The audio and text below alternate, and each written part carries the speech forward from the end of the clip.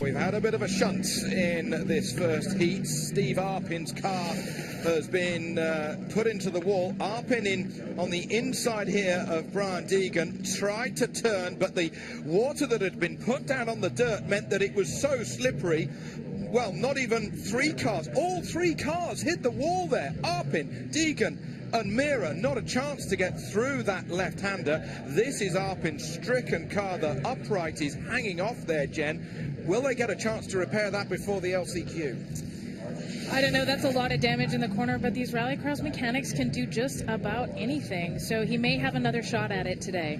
Well, let's keep our fingers crossed for Arpin that he has an opportunity to get back here on this half-mile racetrack. It's now a fresh start for this first heat of four. Brian Deegan, Sverre Isaksson, Dave Mira, one Fiesta versus the two Subarus of Isaksson and Mira. Under starters' orders, the top two will automatically progress to the final.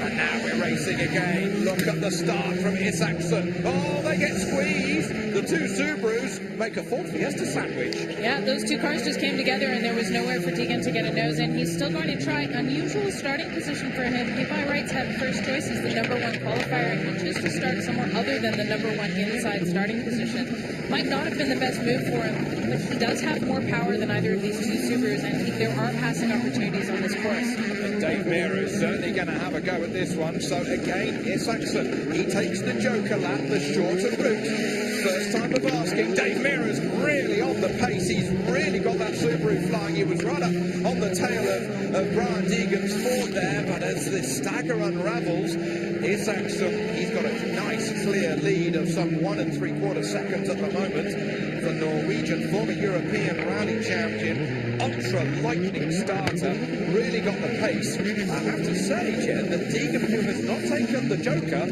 is very much in touch. He is. Deegan's a great racer. When he feels like he's disadvantaged somehow, he really just pulls out all the stops and is able to get ahead. He's going to try and reel in Isaksson here, and then he'll go for his Joker and see if he comes out in front. The shortcut lap, just a little bit shorter, should give him a car length. So we'll see him stay on the main lap as long as he can, get as close to Isaksson as he can before it becomes uncomfortable, and then dive in. Great turn one that we've got here at Irwindale. Really loads up the rear right of the car around the 180-degree left-hander, then another tighter 180 left that brings them onto this dirt. A lot of stones here, and then as you can see the difference in the colour between the two dirt surfaces onto the sort of more rusty-coloured dirt. That can be very slippery, as we saw in the first heat that was red flagged and indeed cancelled. But then there's a real blue groove through this final corner, a great flip-flop to the right, then to the left, that brings them back onto the home straight. I love that final corner. That final corner is very, very tricky, actually, because it's pretty slick with the transition between the dirt and the tarmac.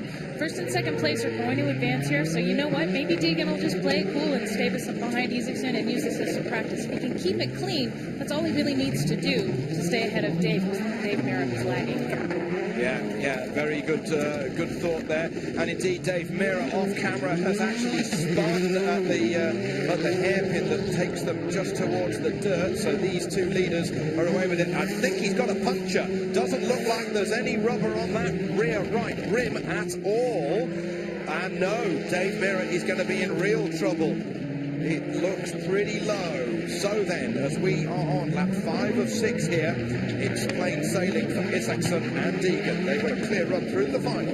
They have a clear run through to the final as long as they don't encounter lap traffic. It's going to be difficult for them to get around Dave, who is taking up a lot of room on the course now with his flat. Every time he goes around a turn, he is about twice as wide as he normally is. Yeah, but they've got the spotter now. Here is Deegan taking his Joker lap. That's the shortcut, as they've now got one more lap to go in front of this full house that we've got here at X Games Los Angeles for the Rallycross.